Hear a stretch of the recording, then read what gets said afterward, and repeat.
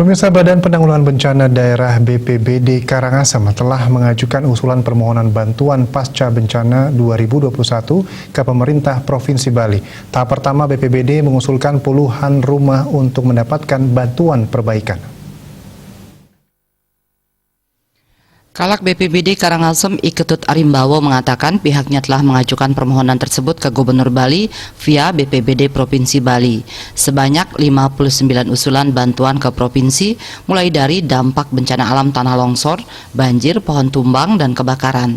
Saat ini pihaknya masih menunggu diverifikasi oleh tim Provinsi Bali karena nantinya akan ada petugas yang akan turun melakukan verifikasi ke lapangan.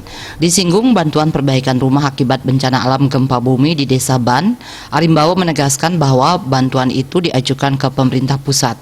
Perbaikan rumah bagi korban gempa di desa dan melalui bantuan dana siap pakai DSP. Dikatakan ada sekitar 300 lebih rumah warga yang diusulkan untuk mendapatkan bantuan untuk diperbaiki.